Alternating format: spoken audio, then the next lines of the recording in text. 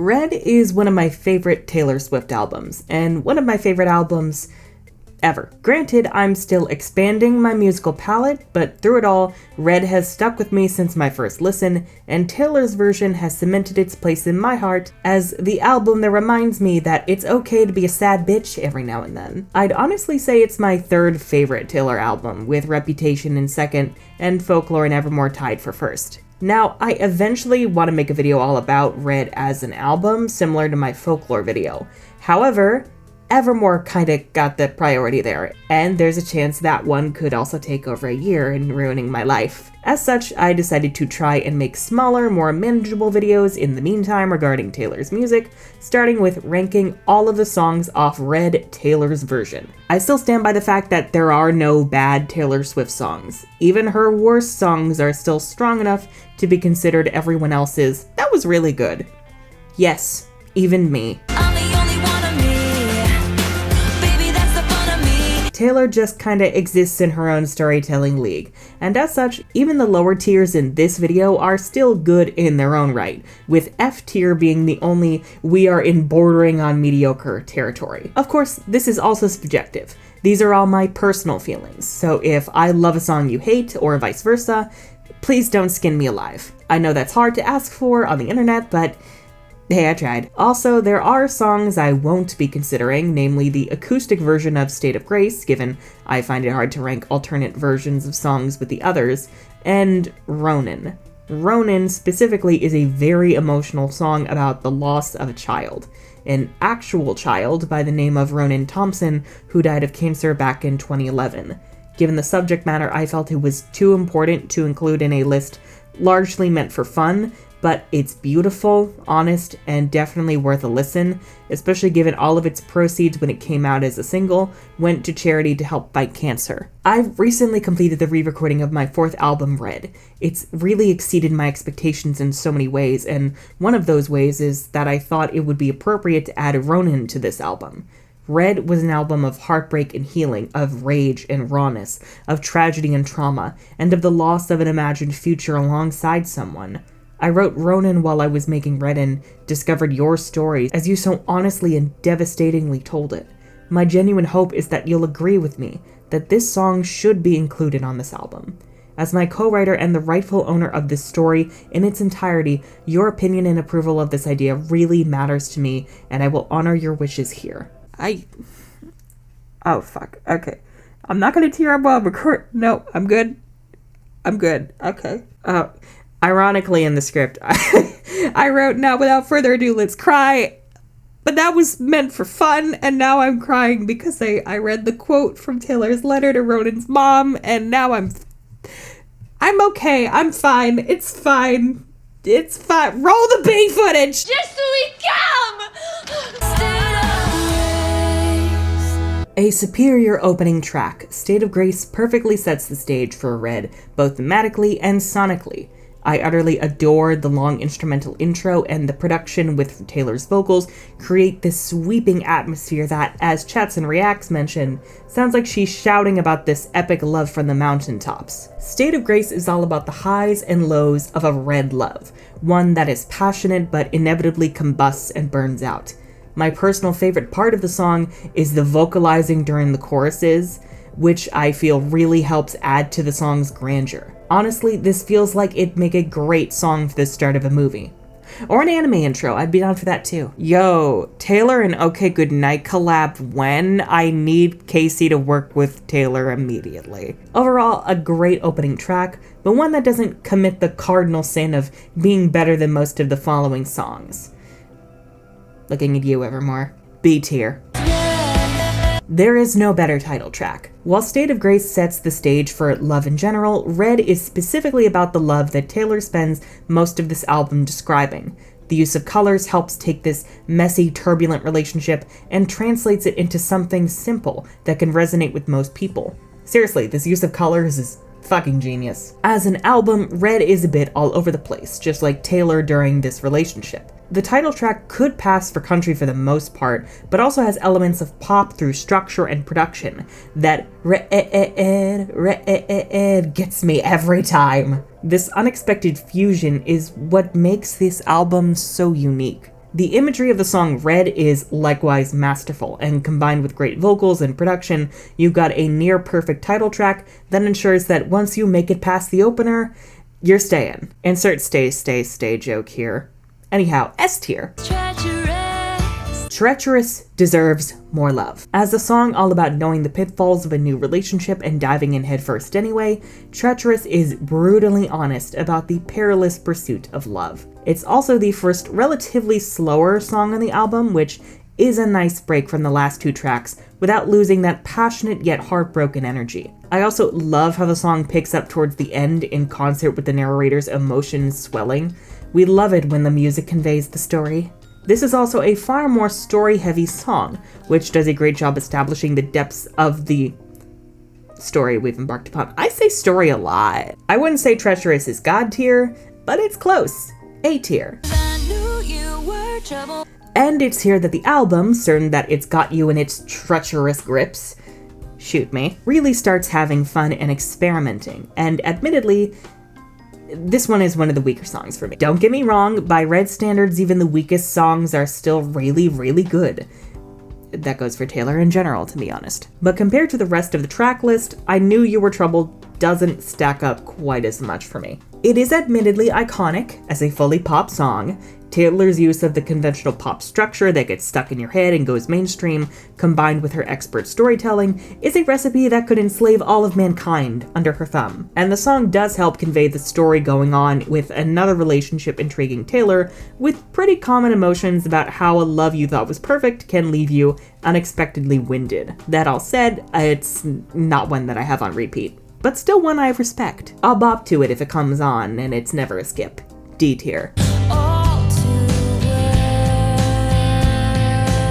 The iconic, legendary, heartbreaking All Too Well. Do I even need to explain this one? It's quite possibly Taylor's most beloved song and her second best track 5. Yeah, I'm a My Tears Ricochet stan. What are you gonna do? But this is where Taylor's storytelling kicks into high gear. An emotional ballad about a passionate love that ended in tragedy, with Taylor pouring her heart out. It's honest, it's raw, and it's painful, but equally cathartic. Songs like this are what have earned Taylor her spot as a beloved musician and storyteller. Even if it's an abridged version, it's still a perfectly paced story. S tier. Yeah, this album is definitely her least cohesive. Going from All Too Well right to 22 feels jarring, even when you know the reason why they're ordered this way. And again, this is a more pop-focused song meant to infect you with earworms. Personally, this is also not my vibe. What can I say? I just love me some sad bitch hours. 22 isn't bad, but it's just not one that I particularly enjoy. Not even as much as I Knew You Were Trouble. But that said, it is interesting how Taylor's singles are her weakest songs. There are many reasons why I believe that to be, but I have to respect this one, specifically because of its position in our culture of being foisted upon everyone on their 22nd birthday. E tier. This one has definitely grown on me. I Almost Do returns to that classic sad bitch energy, all about wondering about what your ex is up to and whether they miss you too. Taylor's willingness to be honest about the uglier, messier parts of relationships, including breakups, is absolutely endearing, and no doubt has helped many through the ends of their own fairy tales. For what it is, I do love the story behind I Almost Do, even if it's not one of my favorites. I will say that too many people sleep on this one though. This just seems to be a curse for most of her track 7s, and I don't know what to do with this revelation. Anyhow, B tier. You're never getting back together. Probably one of my favorites of the poppier Red songs, mostly because of its savagery. After countless times of breaking up and getting back together, it feels good to finally cut off a love that is not working and announcing, I deserve better, now get lost. Even the simplicity is a showcase of Taylor adapting her writing to make it more palatable for broader audiences. If you're telling me you never put this one on after a breakup between fits of crying and devouring ice cream, you're lying. Also gotta love the order of going from I Almost Do to We're Never Ever Getting Back Together to Stay. That constant back and forth in the relationship, in the story, and even in the genre and tone of the songs, superior. C tier. Like ever.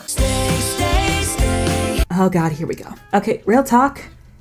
I have never liked Stay, Stay, Stay. Yes, it's cute, but it's so jarring compared to the rest of Red, and it's so unironically sweet that it kind of makes me sick. I wouldn't say it's bad, not at all. I can see why someone would love this one, but it's definitely not my cup of tea. Far too many sugars. That said, I do appreciate, again, the honesty and messier parts of a relationship. Yes, even throwing phones across the room. People do stupid shit, especially when they're young. It's been known to happen. Also, I can't listen to this song without it sounding like standard royalty-free Kevin MacLeod music found in the early 2010s YouTube vlogs. Oh, God, and now I miss the simpler times. Anyhow, F tier, congrats. I'm getting crucified for this one. Why are y'all sleeping on the greats? These darker, more somber vibes of The Last Time are definitely my jam, and the collab with Gary Lightbody was excellent. I love his voice, and it helps with the dual perspective of this dwindling relationship. Again, cathartic. Demanding to be prioritized in your relationship after being treated like shit. And the way the song builds with frustration into that guitar solo, followed by the bridge where both parties have run out of energy, so fucking good! This is The Last Time I'm telling y'all to put some respect on The Last Time's name, A tier. Holy Ground. Another grower. I actually wasn't a fan of Holy Ground at first, but now it's become one of my favorites. To me, it feels way more up my alley in its wholesomeness than Stay, Stay, Stay. Maybe it's because Holy Ground has this twinge of sadness to it, looking back on a past relationship that I find irresistible, but hey, I just like to be sad for some reason. But if I want an upbeat track that still makes me emotional, Holy Ground is my jam. It's exactly what I wanted, and I actually kind of like that it took a while for me to realize that. Aging like a fine wine, perhaps? Or maybe that's just adulthood, who knows. That said, I don't think it's one of the best, but it's one I do love. B tier. Sad, beautiful, tragic. I know this one's a favorite, and I know I said I love Sad Bitch Hours, but okay, actually, no. You know what? I wrote this up, and then I listened to the album a few times. This one is a grower. This one is a grower as well. I was fucking bawling when I listened to this one. It deserves more respect than I have given it. What a sad, beautiful, tragic love affair. Oh, fucking hell. Also, for some reason in my car, I sang it in a goofy voice, so that was an experience. Beautiful, tragic love affair. Oh, God, no, that's gross. Is this really going in my video? It's going in my video. Y'all know my brand. Anyhow, originally I put this one as a C tier. I was like, please don't murder me for it. I would have deserved it. Now, B tier.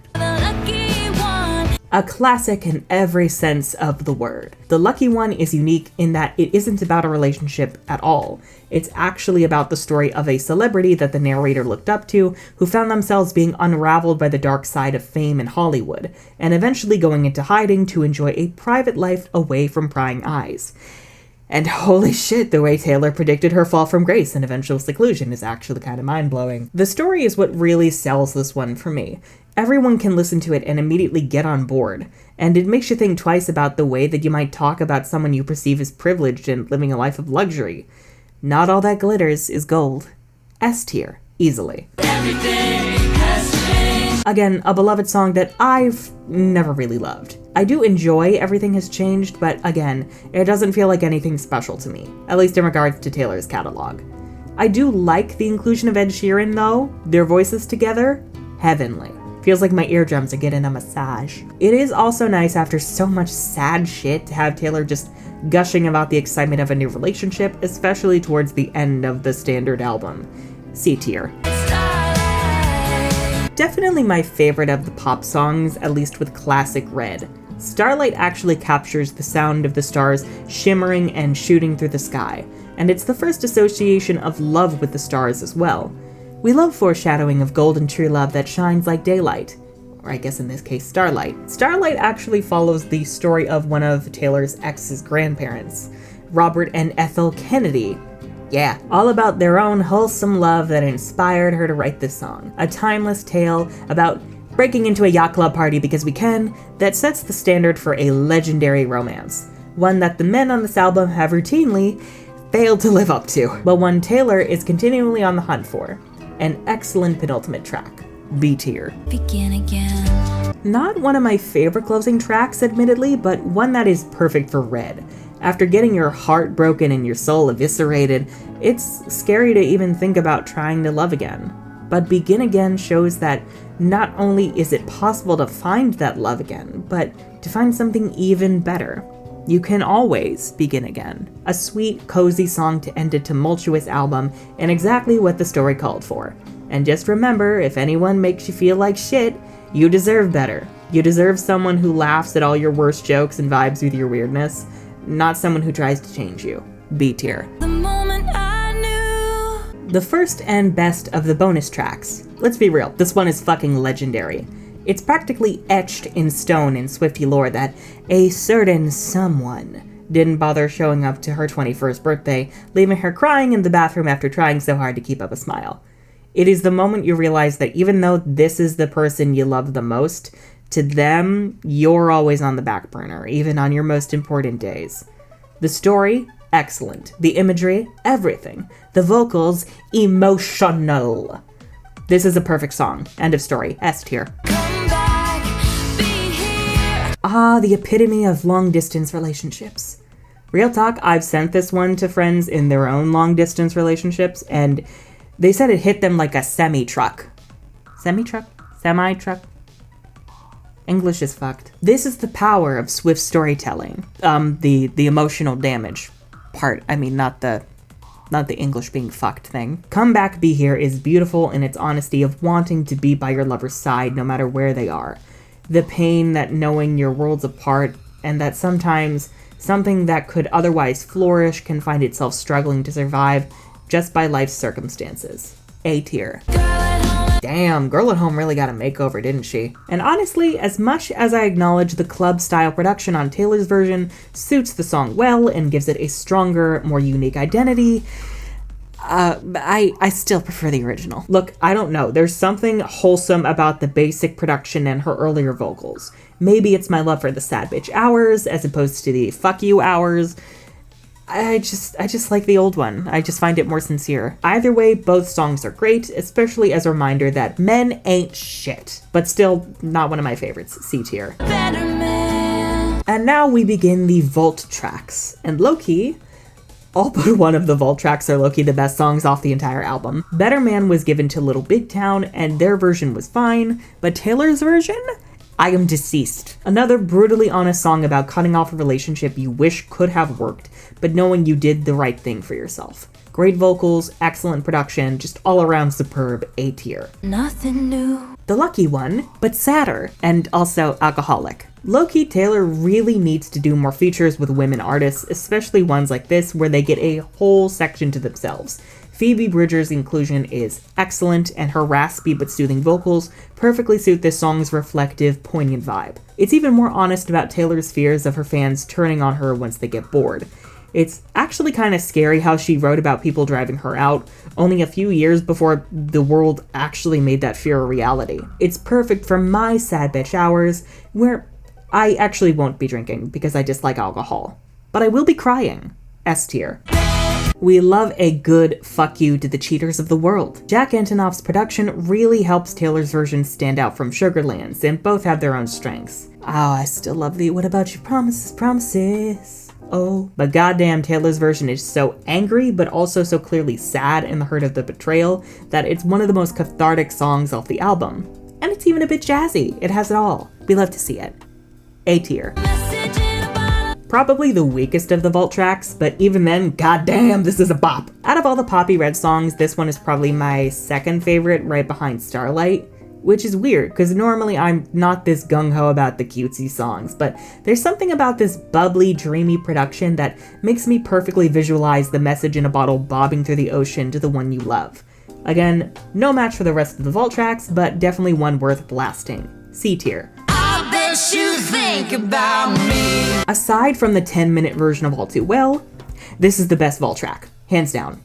Holy fuck. Red as an album is so goddamn cathartic. That is the word of the day, cathartic. And the country vibes of this one really help in establishing that the narrator has come to love themselves and their own heritage, compared to the snobs that used to shame her for it. It's just so set on that feeling you have after a breakup, where you're in awe that you could ever fall for someone who would treat you so poorly. It's a top-tier song that is hella relatable, accompanied by an excellent production and some nice backing vocals by Chris Stapleton. And yes, she did deserve that music video. The contrasting of red and white, Taylor corrupting the youths, wearing Converse to your ex's wedding before triumphantly marching off, it is everything. S tier.